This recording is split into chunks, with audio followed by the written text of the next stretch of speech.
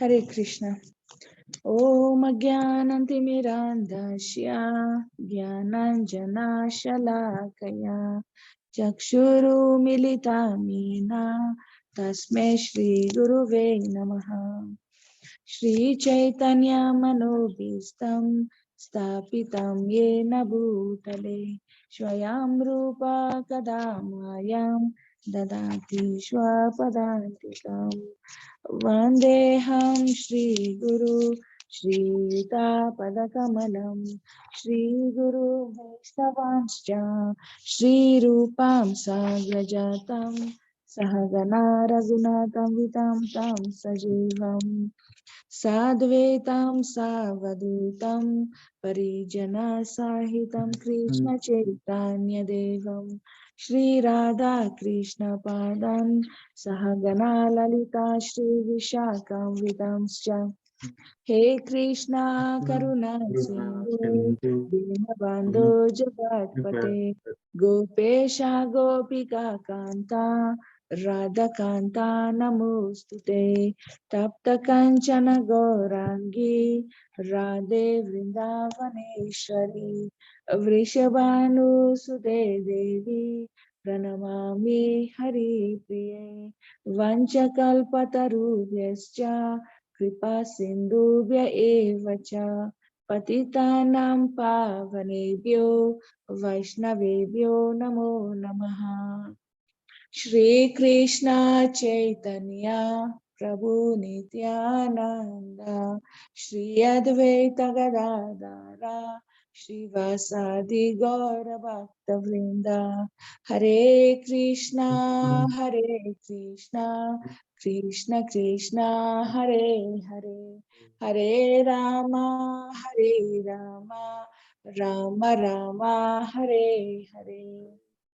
Hare Krishna. We go on, Prabhuji. Yes, Mataji. Om Namo Bhagavate Vasudevaya.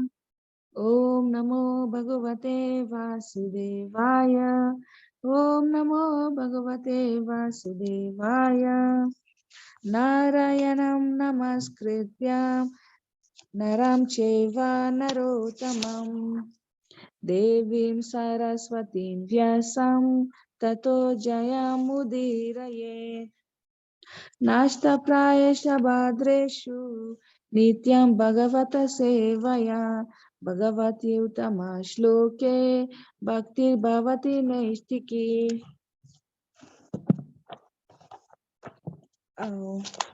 It's 42, Prabhuji? 42, Mataji, yes. Tatatam Pasuvat. Okay, this is a tough one, Prabhuji. Maybe you can lead us. Okay, Mataji. Tatartham Pashuvat Pashabhaddam. Tatartham Pashuvat Pasabhadam. Avan Mukham Karma Jugupsitena. Avam Mukham Karma Jugupsitena.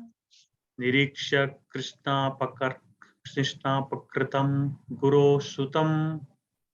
Nirikshya Krishna Pakritam Guru Sutam. Vamasvabhava Kripaya Nanamakcha. Vamasvabhava Kripaya Nanamacha. Hare Krishna. Very well. We'll do the word to word. Tatha, thus. Tatha das. Ahritam, brought in. Arthatam, brought in. Pashuvat, like an animal. Pashuvat, like an animal. Pashabadham, Pashabadam, tied with ropes. tied with ropes.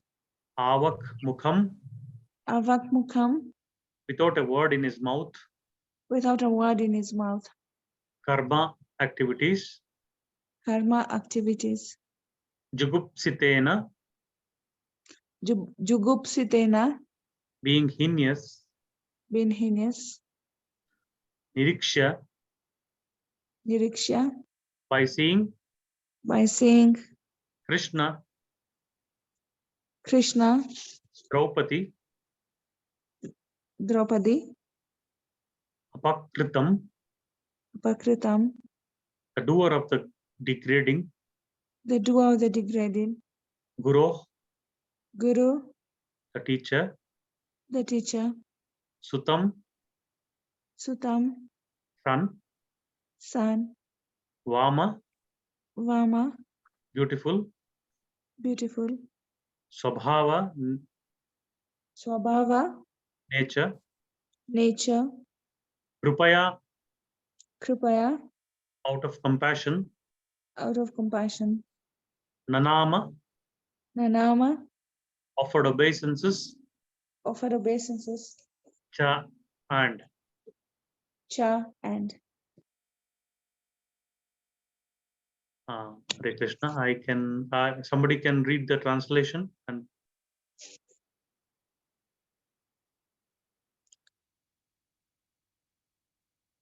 I can read Prabhuji.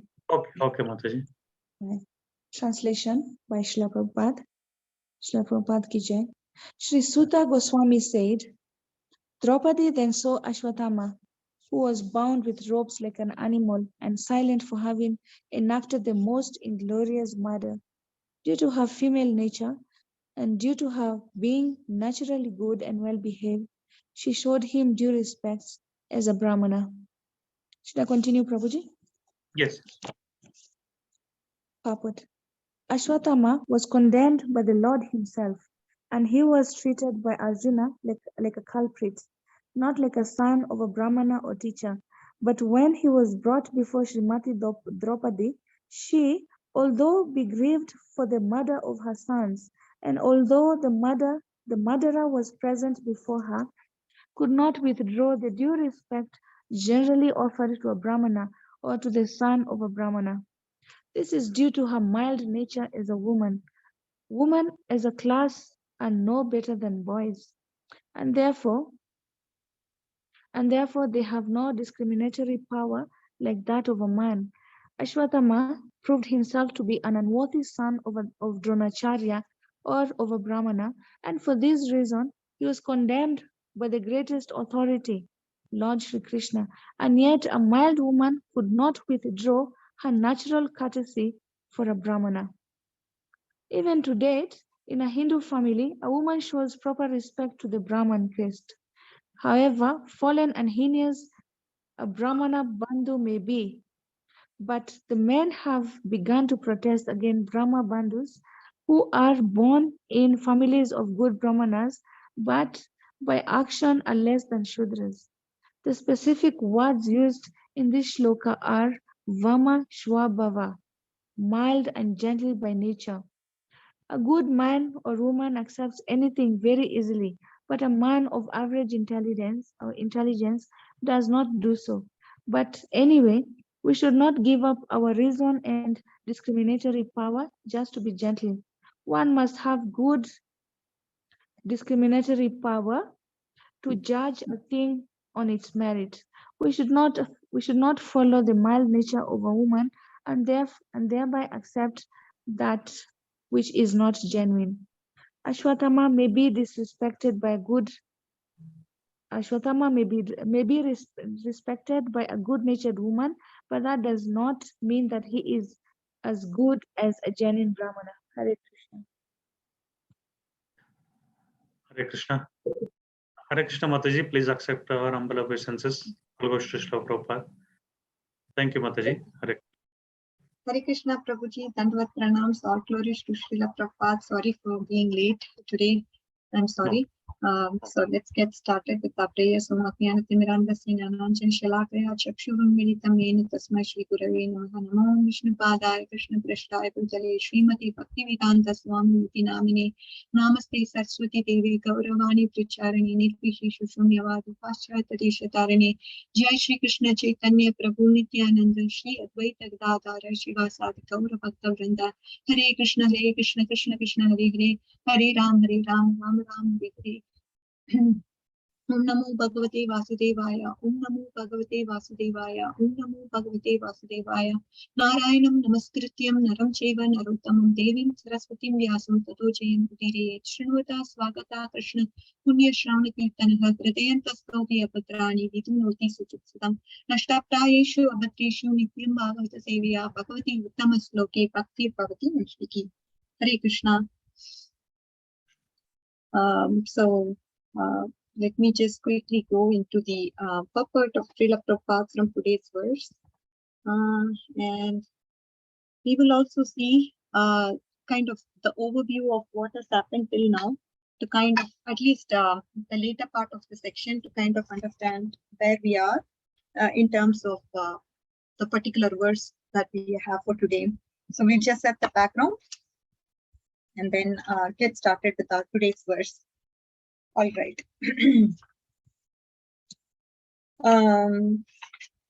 So we can understand first 7 verses are talking about Vyasadev's vision and glories of Bhagavatam, right? If you look at the first 3 verses, it's the questions by Shaunakadi Rishis about Vyasadev and answer by Sukadev Goswami. And then if you look at the verses from 4 to 7, he saw the Lord, that is Vyasadev, he saw the Lord and Maya and the suffering Jiva, whose miseries will be mitigated only by the process of bhakti. Thus, he compiled Bhagavatam, because bhakti is the only way the miseries can be miseries can be alleviated, miseries will be removed, mitigated. And this is the only thing that Vyasadeva was able to see, because he was able to see, yes, I'm looking at the Jivas, but all of them are suffering. And what is it that can mitigate the sufferings that the human beings are going through? It is the process of bhakti. And then if you look at from verses 8 to 11, Vyasadeva is teaching Bhagavatam to Sukadev Goswami. Now the questions are posed, right? I mean, Sukadev Goswami is such a self-realized person. He's already on the path of self-realization.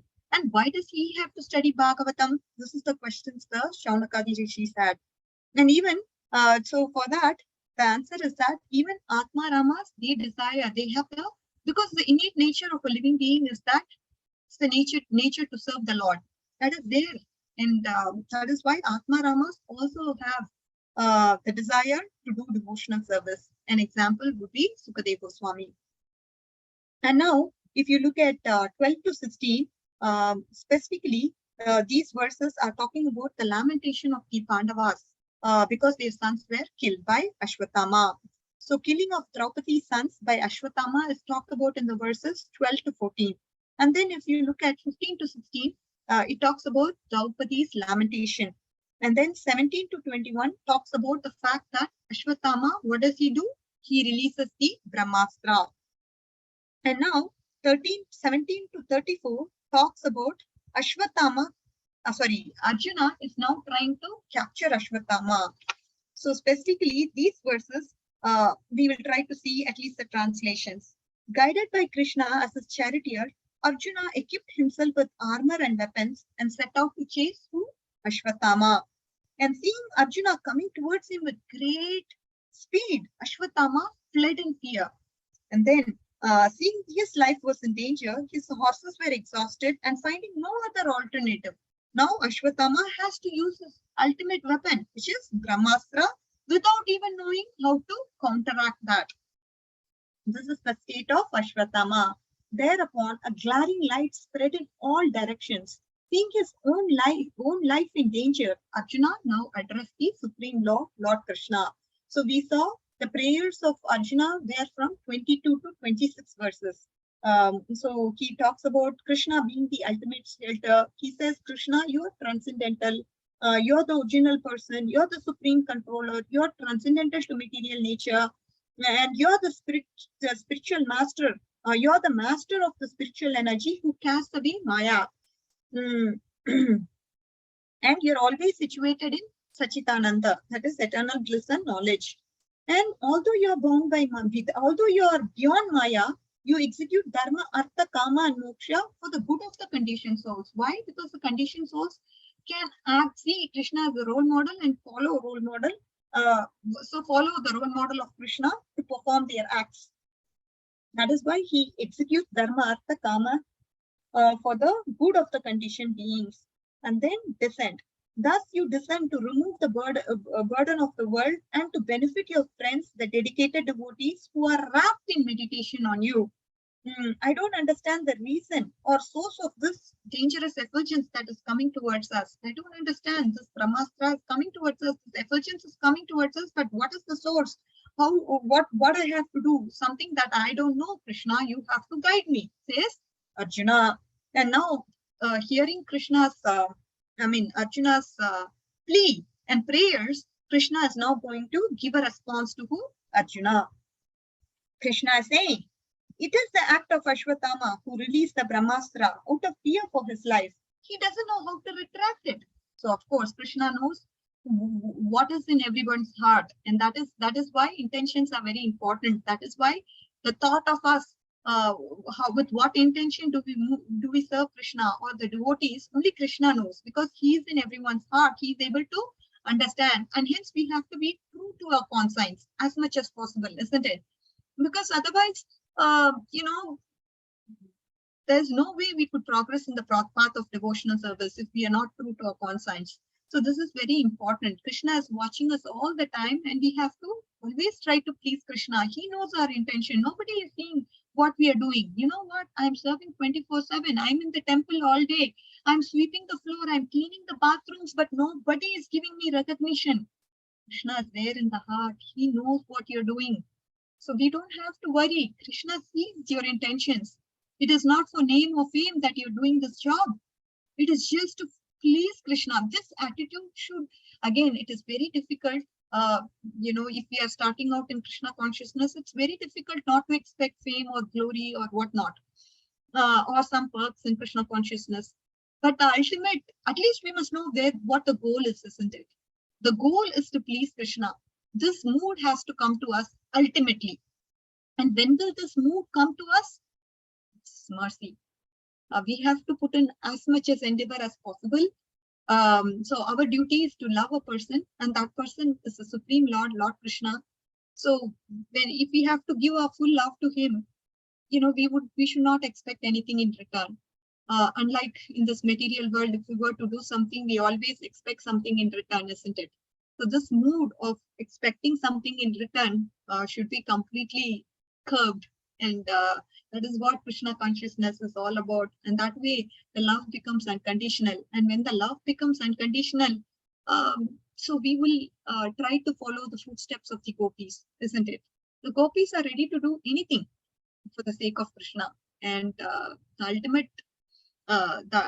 ultimate person whom we have to look at is Srimati Radharani. So this is the ultimate person whom we have to look for. She says, Ashishyava Padaratam Pinastumam. So when she says this, she doesn't care about anything. Krishna, you do whatever you want with me. I really don't care. Even if you go to the other gopis and be with them, and that is what gives you happiness, no problem. Your happiness is my happiness. When will that mood come? That is something we have to hanker for and pray to the Lordships. It has to descend down, obviously. But at least we know, okay, this is the goal we have. And Chaitanya Mahaprabhu has given us this ultimate goal to get prema. How are we to get that prema? Also is something that is taught by him. So we just have to stick on and hold on to our ropes really tight and follow the teachings of Srila Prabhupada and our Guru Vargas. And so that we can definitely reach to that ultimate goal, which is very, very difficult to attain. Because Krishna comes under your control, isn't it? It's not easy. So now Krishna, he gives a response. He says, it's the act of Ashwatthama who's released this Brahmastra out of fear for his life. He doesn't know how to retract it. The solution.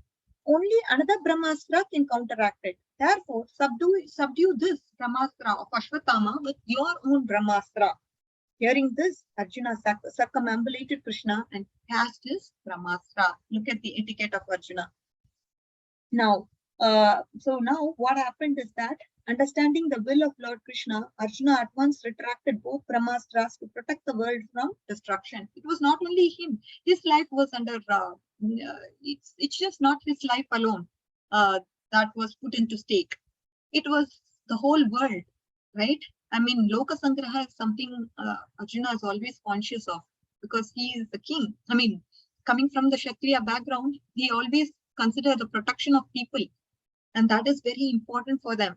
And being a Kshatriya, he was also very, very, I mean, he was very, very conscious about the fact that people are getting destroyed and we have to protect the world from this Brahmastra.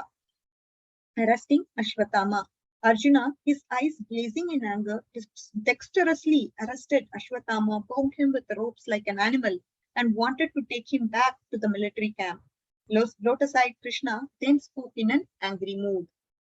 So this was the verse we saw last week, talking about the concept of Brahma Bandhu. Oh, Arjuna, you should not show Krishna saying, Arjuna is supporting Ashwatthama to be killed, isn't it? No, Arjuna, you should not show mercy on this Brahma Bandhu, for he killed your innocent boys in sleep. And then a cruel and a wretched person who maintains his existence at the cost of others deserves to be killed for his own well-being. 38, it says, you've promised Draupadi that you will bring her his head. And he's a murderer of your family who has dissatisfied his master and is nothing but the remnants and is nothing but burn the remnants of his family. Kill him immediately. This is what is Krishna's instructions to Arjuna.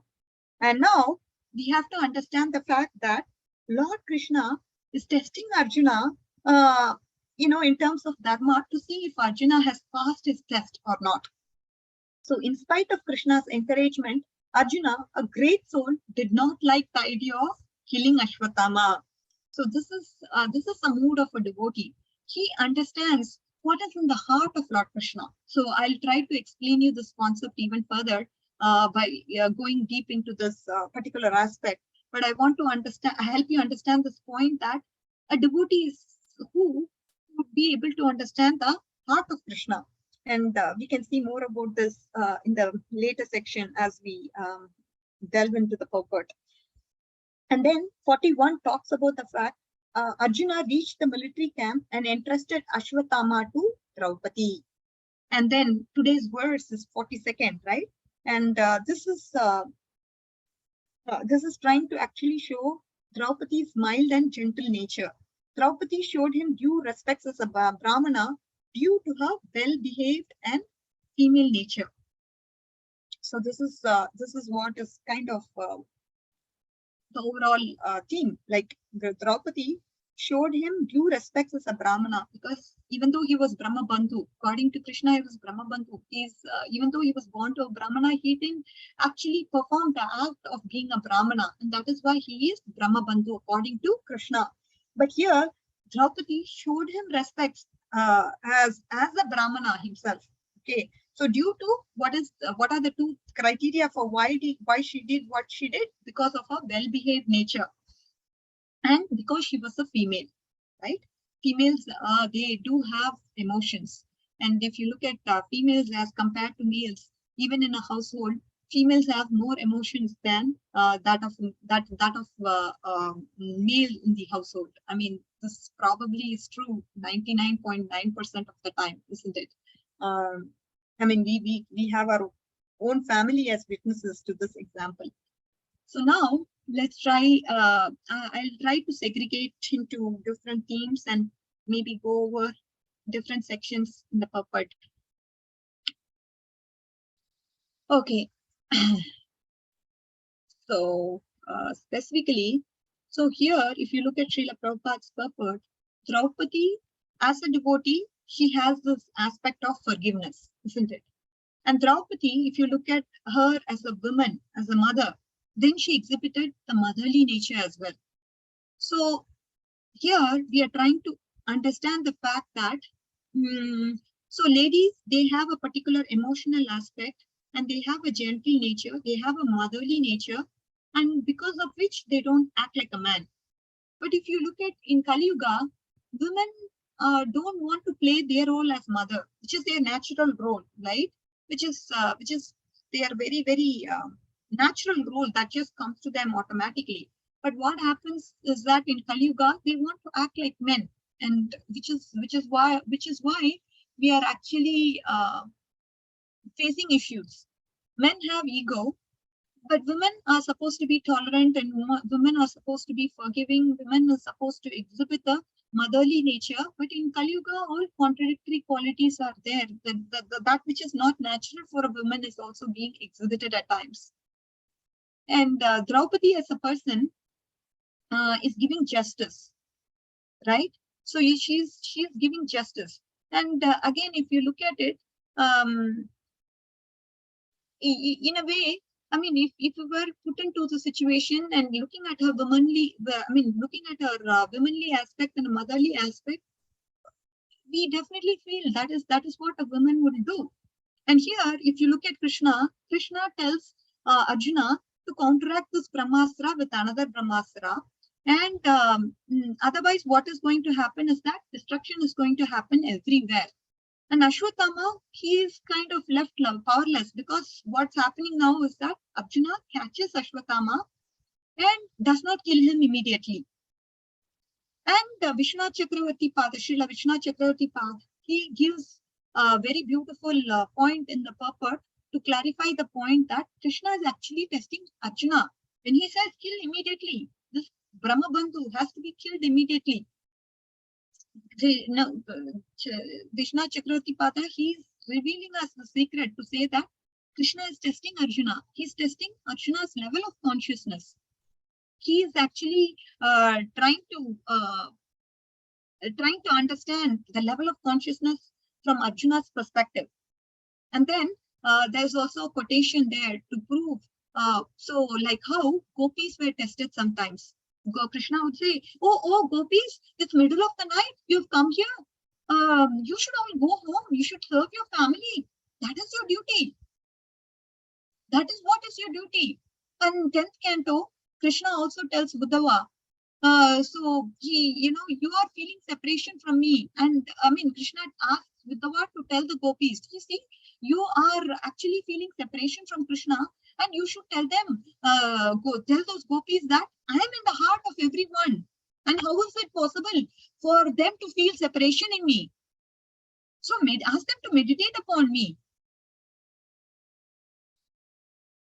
So this is what Krishna says. He tells the gopis, basically, he is giving knowledge to the gopis and saying, oh yeah, I'm in the heart of everyone, and try to, worship and meditate me as Paramatma.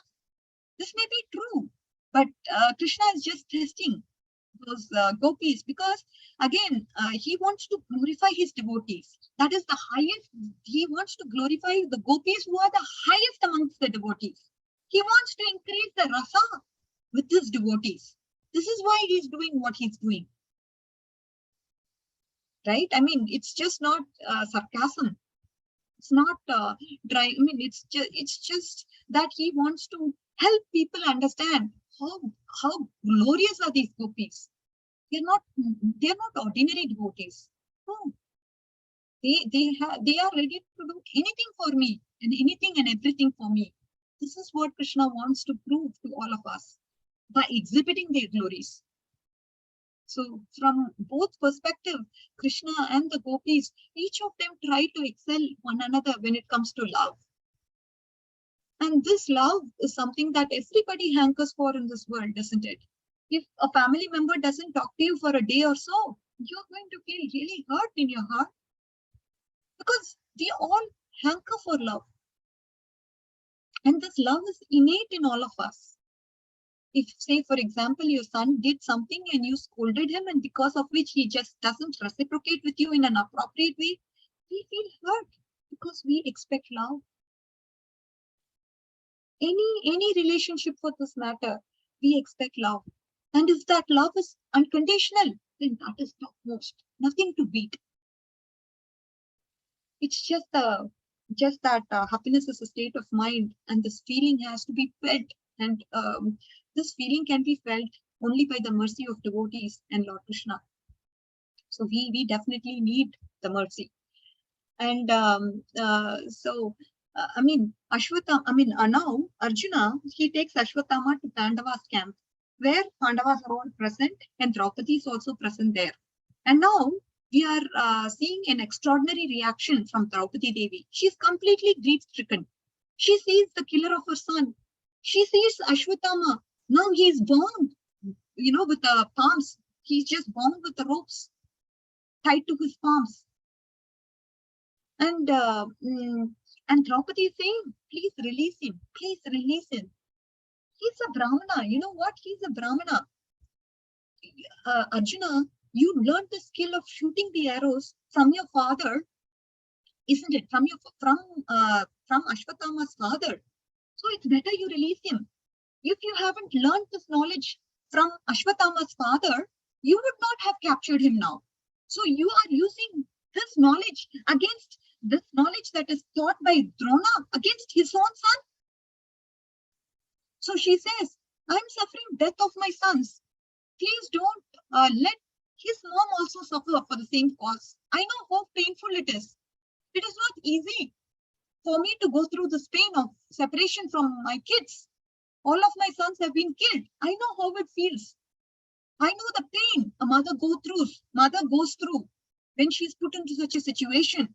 I don't want the same pain be felt by Kripi. No, I don't want that. So contrast, look at the material world. How are people? Oh, you did this to me. I'm going to do this to you. Oh, you made me unhappy. I will make sure you are double unhappy. Again, law of karma kicks in. We just don't understand the fact that law of karma would kick in if we are trying to do, yes, I'm going to do, you caused me this grievance, I'm going to punish you. No, we are not here for punishments, to punish people, to take care of their behavior. No, we are not here for reformation. We can only preach as much as possible to devotees who are willing to hear. And then up to them, their free will acts after that point in time. And what about those who have no idea of Krishna consciousness and they act in a weird way? Are we supposed to stoop down to that level and behave in a way which is demeaning? Again, to our organization and to our consciousness as well. We have to be Krishna consciousness. We have to be Krishna conscious all the time. And instead, if we are acting like another materialist, then what is the difference? What is the use of us learning Shastras? What is where does application come into play? Where does contemplation come into play of the Shastras? So we really have to balance all these things out in our life, dear devotees. This is the concept that is being taught here. How glorious, how Draupadi was not so revengeful, how she was so thoughtful, how she was sensitive. This is something we need to understand from the behavior of Draupadi. This is a great response. How we should be forgiving people, not worry about. Forgiving in the sense everybody has their own. They all have their own maturity, level of maturity, isn't it? Everybody has their own level of maturity. So we can't take people for granted. Yes, he has to respond in this way. No, he may not respond in this way. And how are we supposed to react to it? We just have to go with the flow. Pray to Krishna. That is what we can do. If you want a person's reaction to be something else instead of how he's reacting, maybe because he's not,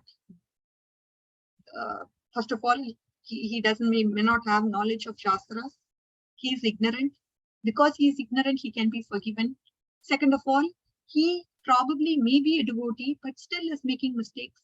That is because of his material conditioning. So we have to give him that benefit of doubt. Krishna is taking care of him. He is in shower. So we would have to wait till he reforms so that we can have an appropriate, right kind of response from that person. So this way we can forgive people due to various reasons. And we are nobody to control anyone, right? When it comes to reacting in a particular way, if somebody reacts in some way, we have no control over it. And we can't keep brooding over it or fighting over it. All this is a waste of time because that person is not going to change whatsoever. He needs time. So let that time take a role and let it play that role. We just have to wait and be patient. That's all. And pray to Krishna if it was your own son or daughter who did that particular act, which is just not right, then just pray. That's all we can do. Okay. So this is very nice, I thought. And looking at Draupadi's response, Nakul and Sahadev and Yudhishthir, all of them said, yes, Ashwatthama, he should not be killed. And one person was not agreeing. We all know it is Bhima. Bhima, he was like, you know what, this guy, he killed our children and all the warriors in the night. And you say we have to just leave him free? He deserves to be killed. What are you talking about?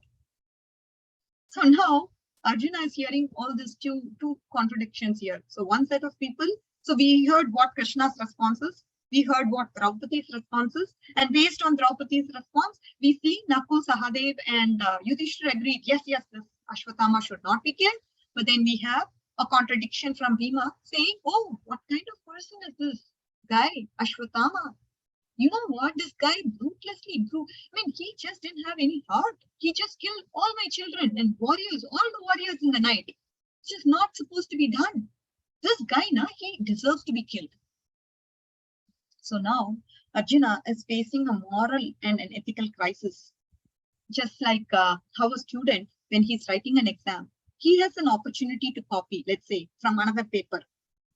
So that's in a plane of moral crisis. That's what is moral crisis. This is right, this is wrong. This is morality. Ramayana presents us a moral crisis. If you look at Ravana, he was attracted to Mother Sita. And everyone was saying, oh, you should not be attracted to her. But he goes, he made an immoral choice. So moral crisis, what does it do? For the moral crisis to be preserved, to preserve, what do you require? It requires some determination. It requires some willpower. So it is not ethical for me to perform illicit sex. This is morality, isn't it? For that, we need some determination and willpower. But if you look at ethical crisis, for an ethical crisis, there are two choices. And both the choices appear right. Oh, this choice is also good. That choice also is good. Both of them are right from that perspective. So now, if we were to decide, okay, whether this option which is right, should I pick, or the other option which is right, should I pick? What is the option? How am I to decide? So that time, one needs to understand what is a higher principle and what is lower principle. So deciding the ethical crisis not only requires determination, but you need wisdom. And where does this wisdom come from? Scriptural understanding. So here, Arjuna is facing this ethical crisis. What should I do now? If you look at Gita, he was a Kshatriya, and from this point of view, he was very, he faced a similar ethical crisis so as to start. So as to speak, from the start of Bhagavad Gita. It was, there was actually a point where he was deciding between Kshatriya Dharma and Kula Dharma. Kshatriya Dharma says, oh, one who is aggressive must be killed. But Kula Dharma says, oh, he's a family member, so you should not kill that person. So Krishna already then gave a solution to him saying, Sarva Dharman Parityagya Mam Ekam Sharanam Raja Aham Tva Sarva Papepyo Mokshishami Machuchaha. Do what will please me. This is what Krishna wanted Arjuna to do. Do what is going to please me. Nothing else matters. So Krishna wanted Arjuna to fight, and that is why he fought the war. Not because he was a Kshatriya. This is something that has to be etched in our hearts. It has to really go into our heart. We have to do things that are pleasing to Krishna. Arjuna participated in the war of Kurukshetra just to please Krishna, not for anything else. Not because he was a Kshatriya. That is mistaken if you were thinking so like that. So now, so do what pleases me. And Krishna wanted him to fight, and so he did that act of fighting in the war. So he understood what is in the heart of Krishna. Here, Ashwatthama has a jewel on his head, and it was like a crown on his head. So because, again, so Krishna is already described in the first chapter of Bhagavad Gita. If you look at it, for a Kshatriya, disrespect is worse than even death. Dishonor is worse than death. So Arjuna is understanding the heart of Krishna. So when he says, you kill him, that means Arjuna understands the heart of Krishna, meaning you have to cut off the crown of Vishwatama. This is what a devotee understands. The devotee understands the heart of Krishna and he doesn't act to please Krishna. If you look at Draupadi, Draupadi's voice is the voice of mercy and Bhima's voice is the voice of justice to punish him. Now, if you look at what is the right answer, there are no ready-made choices. Isn't it? Oh yeah, this is what is right. No, there are no ready-made choices. So Bhagavatam describes everything with respect to love. When it comes to Mahabharata, it describes everything when it tackles the problem by telling, oh, this is higher morality, this is lower morality. But if you look at Bhagavatam, this is love, and for love, there's no logic. So this is what Srimad Bhagavatam teaches us, and this is what Mahabharata teaches us, higher and lower morality. With respect to diplomacy, how am I supposed to act? But Bhagavatam, it's all about love. For the sake of pleasing Krishna, I'm ready to fight, says Arjuna. I'm able to understand the heart of Krishna and I will do actions that pleases Krishna. This is what is Bhagavatam. So here, the ethical crisis is resolved by Arjuna in this very insightful way. If you look at Bhagavatam theme, Bali Maharaj goes against the orders of his guru. Prahlad goes against the order of his father. Gopis, they all go against all dharma. Because they love Hari. That is the important criteria. Srimad Bhagavatam is revealing that Krishna is the Supreme Lord. And if he is satisfied, then everybody else is satisfied. So we just have to sometimes, we all go through problems, but Krishna gives us a deeper understanding to problems. This will be experienced as we advance, and these problems become ecstasies for pure devotees of the Lord. If you look at Gandhari and Draupadi, they were facing similar situations, isn't it? The Kurukshetra war, we understand the fact how Draupadi responded to this particular act. All the sons of Draupadi were murdered. Shikandi, Drishtadyumna, they were also murdered. And then Pandavas were saved. Pandavas, of course, they were all shocked when they saw this happened. And Bhima, again, his point was he has to punish Ashwatthama.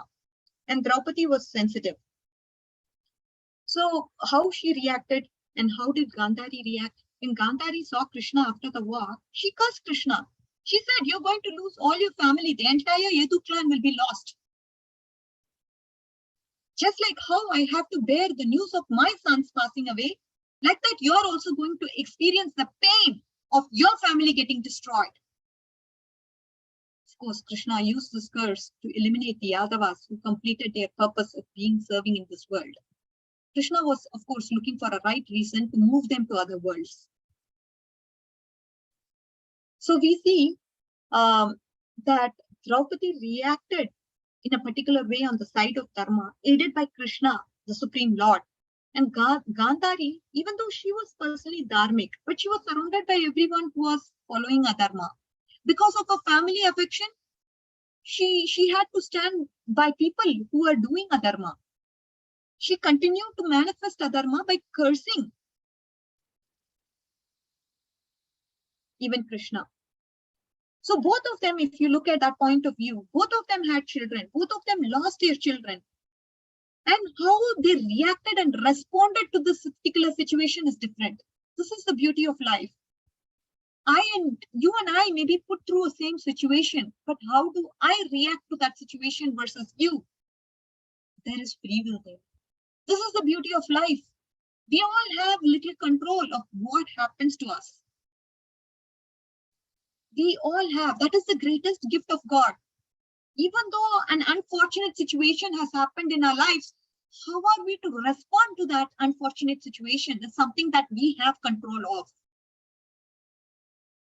The choice of responses by Gandhari or Draupadi can be looked at and analyzed, isn't it?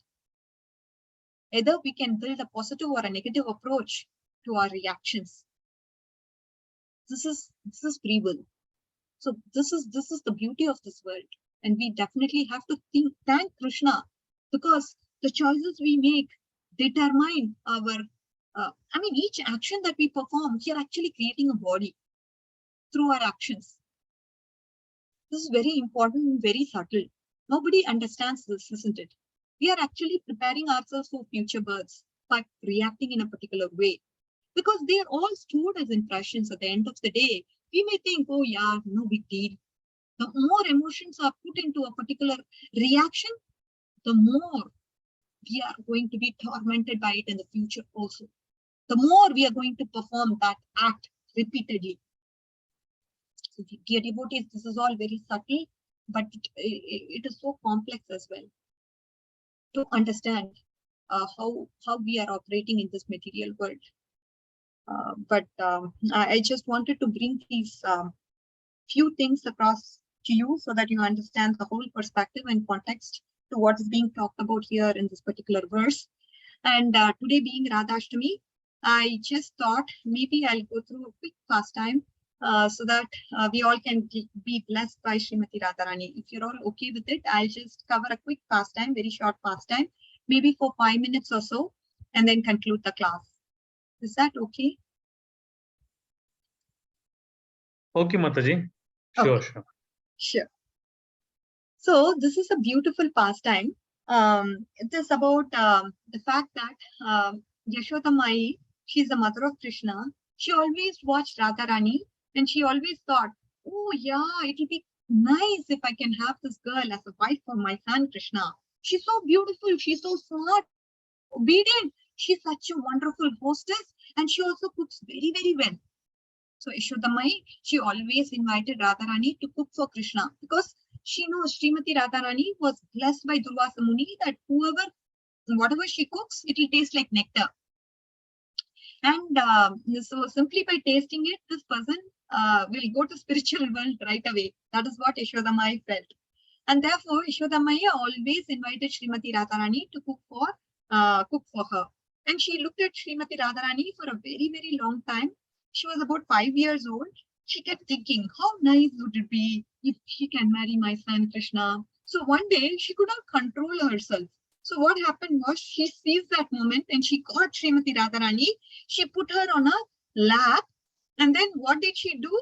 She smeared Radharani's hands with an yellow turmeric paste. So now, what is the significance of this yellow turmeric paste?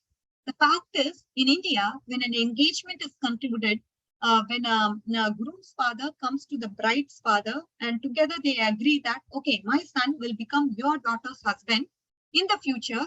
So this sort of engagement would take place. This is something like an official statement. The last part of the contract, what would happen is that after the family's talk, the girl is now going to be smeared with this turmeric paste in her hand. The palms are going to be made yellow. And Srimati Radharani, all of a sudden, she saw her palms were yellow. And she understood, well, how am I going to go out now? How am I going to show myself out to my friends? Oh my God, I'm already engaged to someone. I'm not engaged to anyone. What is going on? She didn't know what to do. She's just a 5-year-old girl, isn't she? Looked at her yellow hands and didn't know what to do. Then she eventually went outside, and there she saw a pond. And then she began to wash her hands in the pond. She just happened to do something like that. And this pond also became yellow. So even now, if you go to Pilipakkur, there is a place, Pilipakkur, that means yellow pond. This water is constantly yellow in color because of this fact. The turmeric powder that Radharani washed from her hands is still there. She quickly washed off all the turmeric, but still there were some yellow spots left. So the people who are passing by, they were all thinking, what is he doing? They thought, oh, something is wrong. Something is wrong. So they all went and ran to Kirtida and Rishabhan Maharaj, and they said, they began to tell them, Is it true your Radharani is going to get married? We saw her palms were smeared in yellow. In general, we saw Yashodamai who was moving away from with her with a mysterious smile also. We saw Yashodama going with her and she had a mysterious smile in her face. Is it true Radharani and Krishna are going to get married? And when Kitida and Rishabhanu Maharaj heard this, they are the parents of Radharani. They jumped up to the ceiling and shouted, yes, Hari Bol, Hari Bol. They went into ecstasy. We can't find a better husband than Lord Krishna, than Krishna. Krishna is so wonderful. He has a lot of cows. He's always into some sort of mischief. So we can't find a better match for Radharani than our Krishna. So Srimati Radharani, she meanwhile came home and they all looked at her hands. They understood everything. They began to quickly collect dowry. So there was a tradition, right? Huge.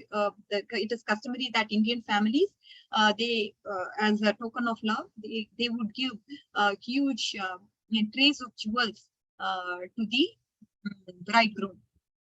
And then, so what they did was, they were all rich. They were kings, isn't it? Rishabhanu Maharaj was very rich. He sent a messenger with a huge tray to Vrindavan, and that messenger, gave this tray to Yashodama and Nanda Maharaj. And so a messenger came to Vrindavan and he said, "Oh, this is from Kirtida Devi and Rishabhanu Maharaj. They are sending dowry for the daughter. This is a dowry. Please take this as a reciprocation of love from them." And then Nanda Maharaj and Yashodamai, they felt so delighted, and they began to dance around this tray. They began to say, "Yes, yes, Hari Bol, Hari Bol.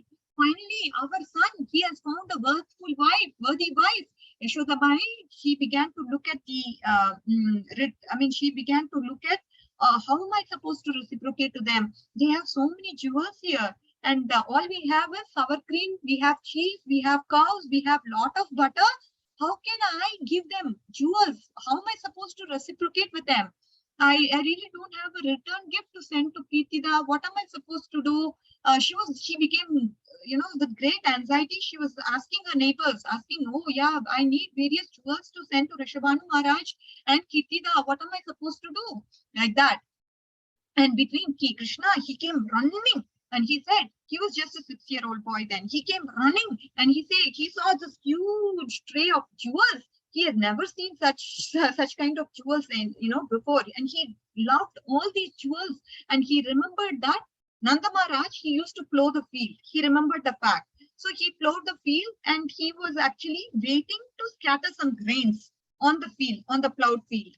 And now he thought, okay, we see, mother was saying we don't have such jewels to reciprocate to their family. What are we supposed to do? Like that, when the mom was saying, Yashodama was saying, Krishna was like, he grabbed this huge tray and he ran to the field and, "Mom, you know what? I'm going to scatter all these jewels. What is going to happen is that these jewels are going to give us more jewels, like how when a tree, the seeds are planted, it'll sprout to become a tree and the tree will bear fruits. Like that, these are going to bear jewels. See what is going to happen. We will have lot of jewelry, nothing to worry. We will be able to give them return gifts. Not at all an issue."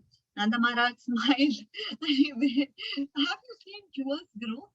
What is Krishna saying? I'm not able to understand this concept. I've seen the concept of trees growing into, seeds growing into a trees bearing fruit. But how come here Krishna is telling jewels are going to come out of these jewels that are going to be scattered on the earth? So now Krishna, he took it very seriously. He remembered to actually sow them and he buried them. And between Nanda Maharaj and Yashodama, they were smiling, seeing each other. And then Krishna is saying, "Please watch, please watch. See carefully." Now sprouts began to grow to Krishna's point. And then in front of them, huge tree came up. And this huge tree actually gave rise to various jewels. There were rubies, there were diamonds, there was emeralds, there was everything one could name.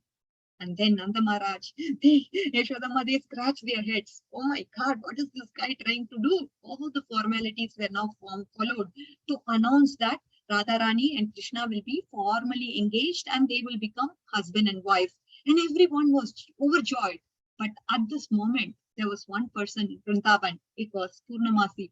Purnamasi is the personification of Yogamaya. She is the one, she is like a general manager of Vrindavan, isn't it? She is responsible for making sure that all of Krishna's pastimes go in a way according to the will of Krishna, like the way Krishna wants. So tomorrow they are going to marry each other. What will happen to the Parakya Rasa? That is what was going on in Purnamasi's head. There cannot be Swakya Rasa in Vrindavan. Swakya Rasa is not possible in Vrindavan. Swakya Rasa is in Madura. Swakya Rasa can be in Dwaraka.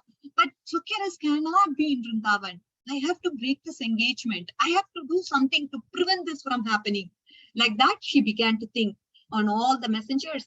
They came to her. Purnamasi is very, very respected in Vrindavan. And everyone respects her and asks for advice.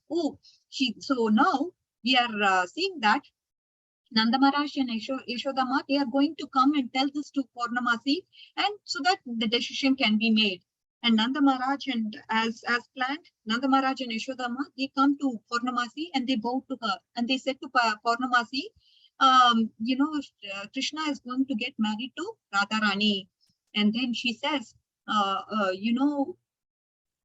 Krishna's marriage to Radharani is a huge mistake. You cannot do this now.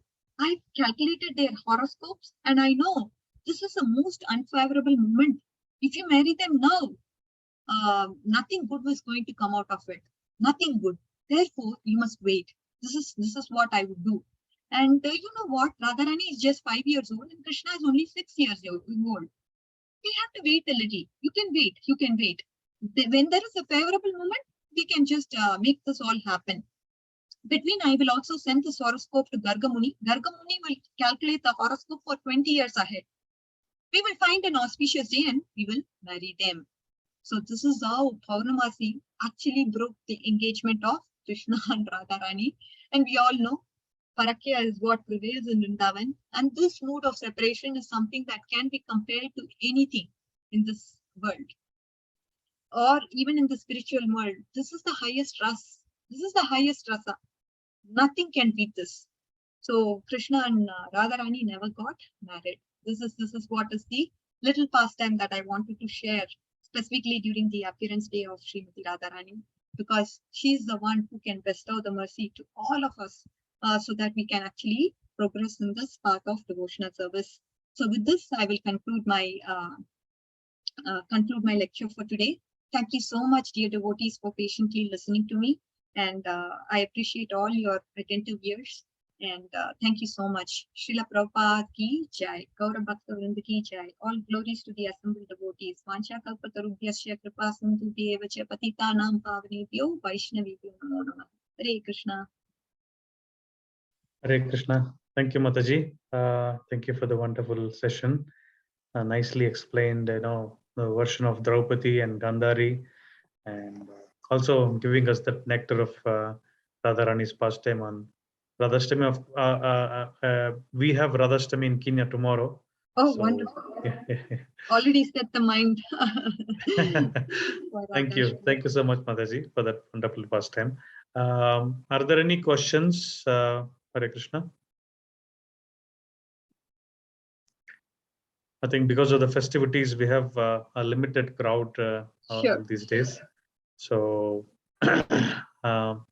we'll conclude this. Mataji, I think you're also, I think, celebrating. What is the time, Mataji, now? Now it's 11 o'clock, 11 a.m. Okay. Yeah. So still yet to break the fast. Correct, Prabhuji. Okay.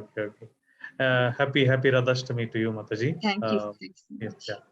So I request all the devotees to unmute and then chant Hare Krishna Mahamantra once in glorification of Her Grace Radhika Kasturi Mataji. Hare Krishna, Krishna Krishna, Hare, Hare Rama, Rama Rama, Hare Hare.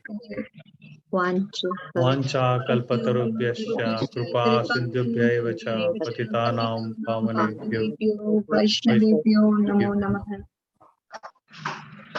Srila Prabhupada ki Jai. Jai. So Panchali Mataji is there or she's not available today? No, Mataji, she's not available today. Okay. Okay, so just wanted to let you know, Panchali Mataji, that reference that you were talking about is from BRS. She did have a question, so hopefully this message can be conveyed to her. Thank you. Just repeat that, Mataji. Bhakti Rata, I think she knows the context. She had a question with regards to one of the speakers that she was listening to. I think Krishna Janmashtami, she was listening to some speaker and she had a question there. So she just wanted to clarify the reference with regards to that subject matter. It's Bhakti Rasamrita Sindhu. So, Okay, yeah. okay. I'll convey her, Mataji. Sure. Yeah, thank you. Hare Krishna. Thank you. Hare Hare Krishna. Krishna. Happy Hare- Radhashtami, everyone, for tomorrow. Thank you. Same to you, Mataji. Thank you. Hare Krishna. Thank you very Hare much. Hare Krishna. Her Grace Radhika Mataji ki jai. Jai. Hare Krishna. Happy Radha Thank you. Thank you, Hare Krishna. Happy Radhashtami in advance.